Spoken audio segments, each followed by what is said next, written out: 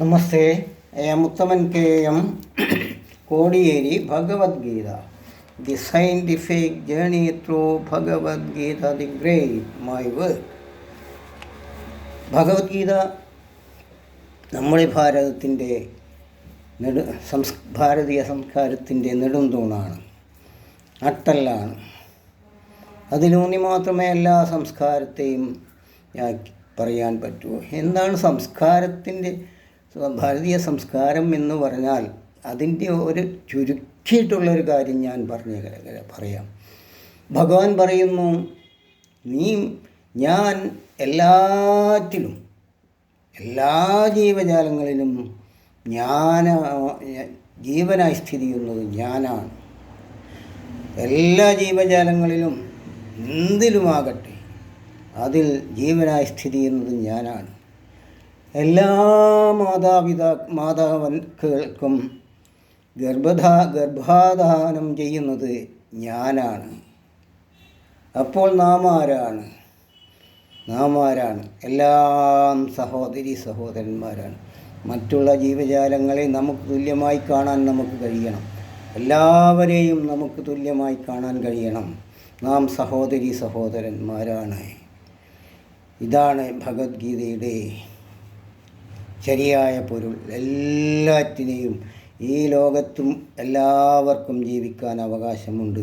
അവരെയൊക്കെ നമ്മെപ്പോലെ തന്നെ കാണണം. എല്ലാറ്റിലും ഇരിക്കുന്നത് ഭഗവാനാണ്. എല്ലാറ്റിലും ജീവനായിരിക്കുന്നത് ഭഗവാനാണ്. അതുകൊണ്ട് ആരെയും വേർതിരിച്ച് കാണാൻ പാടില്ല. അത് വെറും ഭ്രാന്താണ്. മതത്തിൻ്റെ പേരിലോ ജാതിയുടെ പേരിലോ എന്തിൻ്റെ പേരിലും വേർതിരിച്ച് കാണുന്നുണ്ടെങ്കിൽ അത് വെറും ഭ്രാന്താണ്.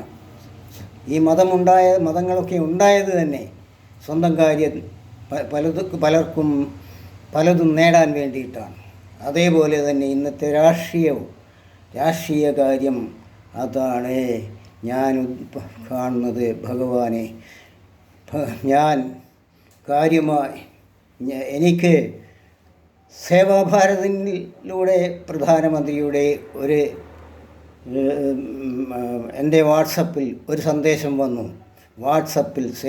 സേവാഭാരതിയിലൂടെ പ്രധാനമന്ത്രിയുടെ ഒരു സന്ദേശം നിങ്ങൾ അന്തം വിടുമായിരിക്കും.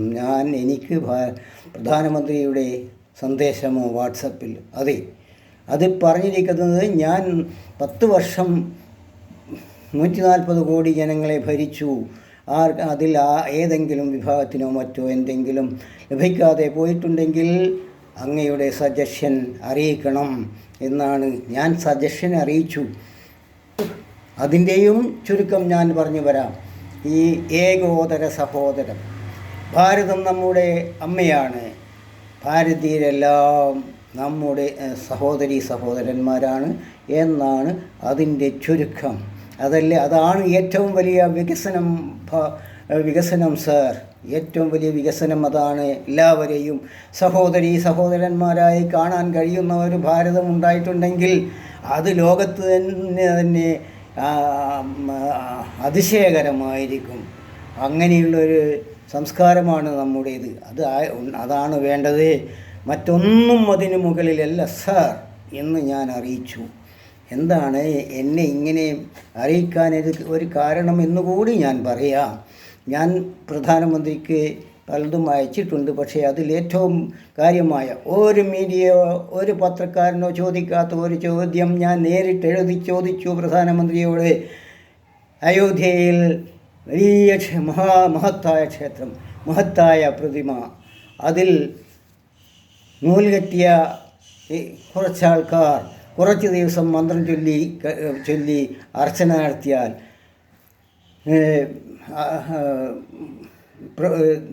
സർ അതിൽ രാമൻ വന്നിട്ട് കുടികൊള്ളുന്നുണ്ടോ? സർ രാമൻ അതിൽ വന്നിട്ട് കുടികൊള്ളുന്നുണ്ടോ? എൻ്റെ ചോദ്യം ആരെങ്കിലും ചോദിച്ചോ? ഈ ചോദ്യം ആരെങ്കിലും ചോദിച്ചോ? ഇല്ല. ഒരു പത്രക്കാരനോ ഒരു മീഡിയയോ ആരും ചോദിച്ചില്ല. ചോദ്യം ഞാൻ ചോദിച്ചു.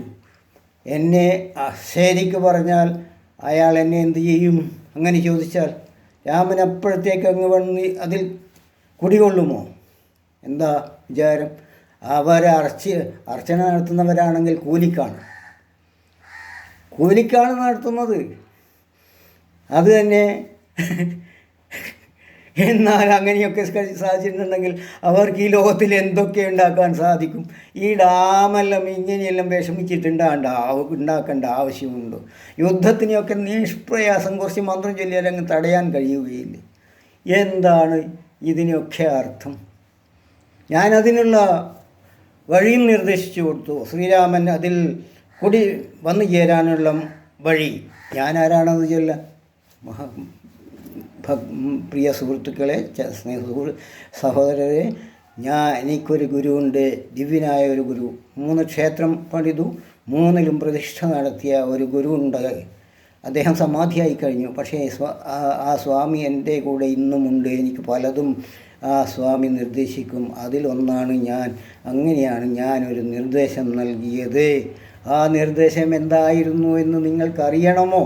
ഞാൻ 10, 15, 20 ആൾക്ക് 65 ആൾ ഇതിൽ ആണ് ഞാൻ പ്രധാനമന്ത്രിക്ക് അയച്ച മറുപടി. 65 ആളാണ് കാണേണ്ടത്. രാജ്യത്തിൻ്റെ ഭാഗതയെ നിർമ്മിക്കുന്ന സർവ്വസാഹോദര്യത്തെക്കുറിച്ച് ഞാൻ അയച്ചപ്പോൾ വേറെ എന്തെങ്കിലും ഈ ദാനം ചെയ്യുന്നതിനെ കൊണ്ടൊന്നും ഒരു കാര്യവുമില്ല എന്ന് വരെ ഞാൻ പറഞ്ഞു. അത് പറയാൻ നിങ്ങൾ ആർക്കെങ്കിലും ധൈര്യമുണ്ടോ? അതൊന്ന് വായിച്ച് നോക്കിക്കൂടെ? ഇംഗ്ലീഷിലാണ്. എന്നാൽ പലർക്കും ഷെയർ ചെയ്തുകൂടെ? അത് 65 ഷെയറല്ല, 65 ലക്ഷം വന്നാൽ 65 കോടിയോ വരേണ്ടതാ. സബ്സ്ക്രൈബേഴ്സും ലൈക്കും വ്യൂവേഴ്സും വരേണ്ടതാണ്. ആരും ഷെയർ ചെയ്തിട്ടില്ല. നമ്മുടെ നാട്ടുകാർ അങ്ങനെയാണ്. ഞാൻ എന്താ വെച്ചില്ല, 1 കോടിയെങ്കിലും സബ്സ്ക്രൈബേഴ്സ് വന്നിട്ടുണ്ടെങ്കിൽ ഞാൻ എന്താണ് അയച്ചതെന്ന് പറയും.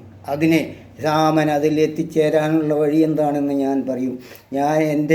ഞാൻ വളരെയധികം പ്രിയപ്പെട്ട് സ്നേഹിക്കുന്ന ഒരു അധ്യാപകനുണ്ടായിരുന്നു. എനിക്ക് 10ാം ക്ലാസ് വരെ പഠിക്കാൻ പറ്റിയിട്ടുള്ളൂ. എനിക്ക് ഇംഗ്ലീഷിൻ്റെ ഗ്രാമർ നല്ലതായി തന്ന ഒരു തലശ്ശേരിയിൽ അറിയപ്പെടുന്ന ഇംഗ്ലീഷ് അധ്യാപകൻ. അദ്ദേഹത്തിൻ്റെ വീട്ടിൽ ഞാൻ ചെല്ലുന്നതൊക്കെ, ഞാനൊരു അധ്യാപകനായി ജോലി ചെയ്തുകൊണ്ട് ആദ്യം പേപ്പർ കൊണ്ടുപോയി, പിന്നെ റേഷൻ ഷോപ്പിൽ ജോലി ചെയ്തുകൊണ്ട് ഇങ്ങനെയൊക്കെ ഞാനൊരു അധ്യാപകനായി.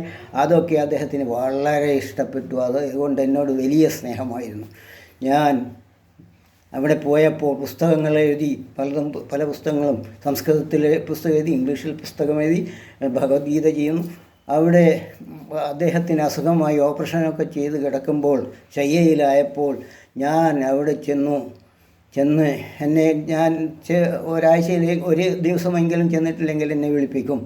അപ്പോൾ ഞാൻ പോയപ്പോൾ അദ്ദേഹം പറഞ്ഞു, നിനക്ക് ആ സ്വാമിയിൽ നിന്ന് എന്തൊക്കെയോ ലഭിച്ചിട്ടുണ്ട്, അല്ലാതെ നിനക്കിതൊന്നും ചെയ്യാൻ കഴിയുകയില്ല. നീ എന്തെങ്കിലും അതിൽ നിനക്കത് കിട്ടിയിട്ടുണ്ട്. അത് ഗുരു ശിഷ്യനാവും, ശിഷ്യൻ ഗുരുവാകും. അതൊന്നും ഒരു പ്രശ്നമേ അല്ല. ഞാൻ ഗുരുനാഥനായിട്ട് അദ്ദേഹത്തെ അങ്ങേറ്റം ബഹുമാനിക്കുന്നയാളാണ്. അതൊന്നും ഒരു പ്രശ്നമല്ല. നീ എൻ്റെ വീട്ടിൻ്റെ അടുത്ത് തന്നെയായിരുന്നു അദ്ദേഹത്തിൻ്റെ സ്വന്തം വീട്. അതിൽ നിന്ന് എന്തെങ്കിലും എനിക്ക് തരുമോ? എന്നോട് അപേക്ഷിക്കുകയായിരുന്നു. എന്നോട് ഉള്ളമുഖ പൊട്ടിക്കരഞ്ഞുപോയി. ഞാൻ ഉടനെ സ്വാമി സമാധിയായി പോയി കഴിഞ്ഞ കുറേയായതാണ്. ഞാൻ സ്വാമികളെ മനസ്സിൽ ധ്യാനിച്ചു, പാദങ്ങളിൽ നമസ്കരിച്ചു. എന്നിട്ട് പറഞ്ഞു, സ്വാമി എന്നോട് എൻ്റെ ഗുരുനാഥൻ ഇങ്ങനെ ചോദിക്കുന്നു, എനിക്ക് എന്തെങ്കിലും ശക്തി ഉണ്ടെന്ന് എനിക്കറിയില്ല, പക്ഷേ എന്തെങ്കിലും ഉണ്ടെങ്കിൽ അദ്ദേഹത്തിന് കൊടുക്കാൻ എനിക്ക് ബാധ്യസ്ഥനാണ്.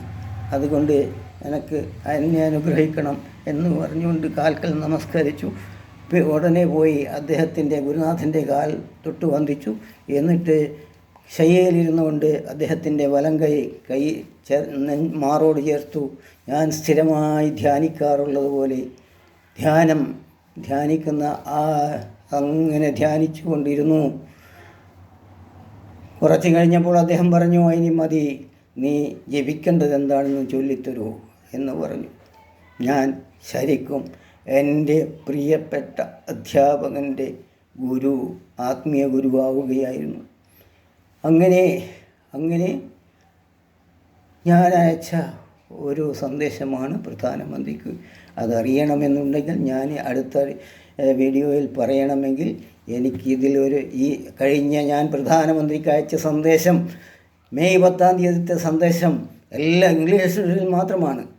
കഴിയുന്നവരും എല്ലാവരും എടുത്ത് എന്താണ് ഭാരതം മാതാവാണ്, നാം എല്ലാം ഭാരതീയരെല്ലാം സഹോദരന്മാരാണ്, ആ നിലയിൽ ഭാരതത്തെ എത്തിക്കുകയാണ് വേണ്ടത്, അതാണ് ഏറ്റവും വലിയ വികസനം എന്നാണ് ഞാൻ പ്രധാനമന്ത്രിയോട് പറഞ്ഞത്. ഞാൻ നിർത്തുന്നു. നമസ്കാരം. നിങ്ങൾ ഇതിനോട് സഹകരിക്കുമെന്ന് വിചാരിക്കുന്നു. എൻ്റെ ഇത് കിട്ടാത്തവർ ഇതിൽ കിട്ടാൻ എന്താണ് വഴി? ഉത്തമൻ KM UTHAMAN KM എന്ന് യൂട്യൂബിൽ അടിച്ചാൽ മതി, ഉടനെ കിട്ടും. അത് കിട്ടിയ ഉടനെ നിങ്ങൾ കേട്ടിട്ട് സബ്സ്ക്രൈബ് ചെയ്യുക, കണ്ടിട്ട് സബ്സ്ക്രൈബ് ചെയ്യുക. ഓക്കെ. ഇത് മറ്റുള്ളവർക്കും ഇതേപോലെ നിങ്ങൾ എടുത്തവർ പറഞ്ഞു കൊടുക്കണം. എന്നാൽ മാത്രം ഇത് ഭാരതത്തിൻ്റെ സംഗതിയാണ്, ഭാരതത്തിൻ്റെ ഭാവിയെ നിർണ്ണയിക്കുന്ന ഇതിൽ വന്ന സപ്പോർട്ടാണ് പ്രധാനമന്ത്രിയിൽ എത്തേണ്ടത്. അതുകൊണ്ട് നിങ്ങളൊന്ന് അതിലയക്കൂ. എത്രയെങ്കിലും ആൾ നമ്മളിങ്ങനെ തന്നെ കടിച്ചു കീറിയാൽ മതിയോ രാഷ്ട്രീയത്തിൻ്റെ പേരിൽ? അതാണ് ഞാൻ എഴുതിയത്. ഇന്ന് ഭാരതീയർ എല്ലാം കടിച്ചു കീറുകയാണ്. ഓരോ പാർട്ടിക്കാരും അന്യോന്യം കടിച്ചു കീറാൻ ശ്രമിക്കുകയാണ്. എവിടെയാണ് സാഹോദര്യം എന്നാണ് ഞാൻ ചോദിച്ചത്. Okay, I am stopping.